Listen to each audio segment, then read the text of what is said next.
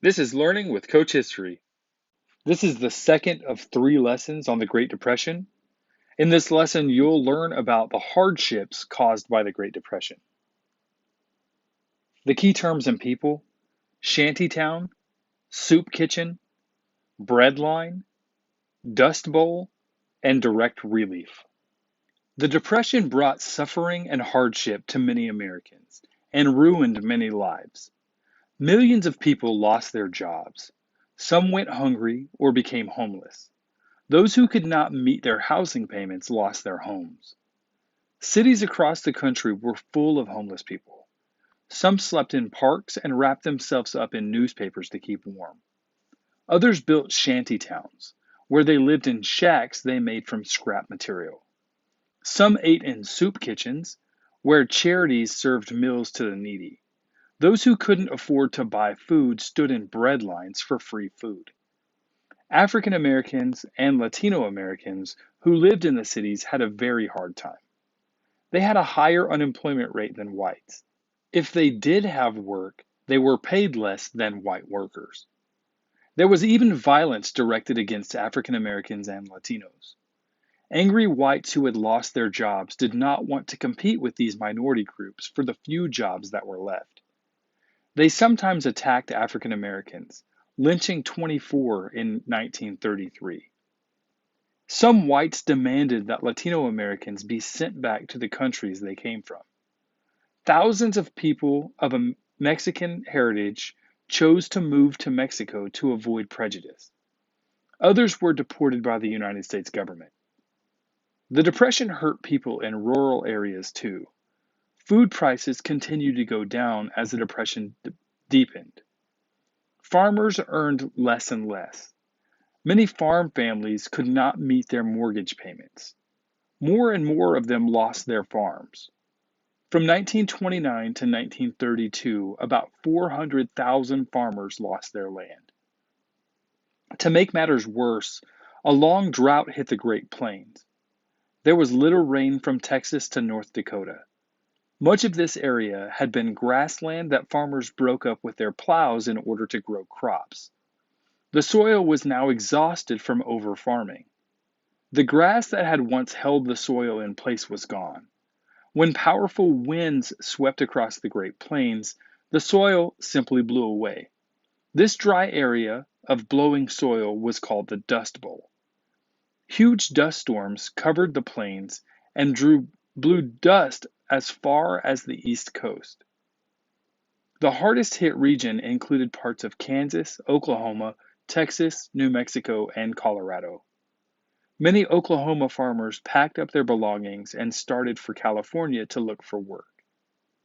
They became migrant workers, moving from place to pick crops.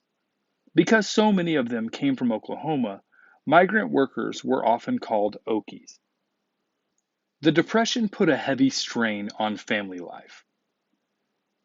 Many families pulled themselves together during the hard times. They shared what they earned. Instead of going out for entertainment, parents and children often stayed home. They played board games or listened to the radio. Some families broke apart under the strain of poverty and unemployment, however. Many men felt ashamed because they had lost their jobs. Some of them simply left their families and wandered the country looking for work. Women did all they could to help support their families. Many women who had not had to work before tried to find work, but they were usually paid less than the men. Many people complained that employers should not hire women. They thought that men should have the jobs instead.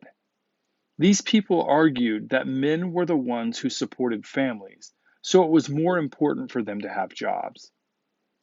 Children suffered terribly from poverty and the breakup of families. Many children had poor diets and no health care. Their parents could not afford to buy healthy foods or to pay doctor bills. Many children suffered from malnutrition and diet-related illnesses like rickets.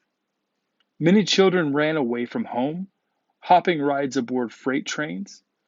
It was exciting but also dangerous. Many were robbed or killed by criminals or beaten by railroad guards. During the early years of the Great Depression, The federal government did not give direct relief, cash or food given directly to poor people. Charities and some city governments struggled to help, but they could not provide enough relief to keep people out of poverty. Because so many people were out of work, cities and states collected less tax money. They had to cut their budgets for programs like child welfare. Some cities could not afford to keep their schools open for a full term. Many school boards shortened the school years. Other schools simply closed. Children often went to work to try to help their families survive. The Great Depression caused great suffering. Many people become demoralized, some losing the will to live. Rates of suicide and mental illness increased dramatically. Many decided that compromises were more important than long term health. For example, some Americans did not go to the doctor in order to save money. Hardship also forced young people to give up dreams of college. Some people began to think that financial well being was the most important concern in life. They were willing to give up everything else to get it. While the Great Depression caused much suffering, it sometimes brought out the best in individuals, families, and communities. Many people shared resources with their neighbors or gave food and clothing to the needy.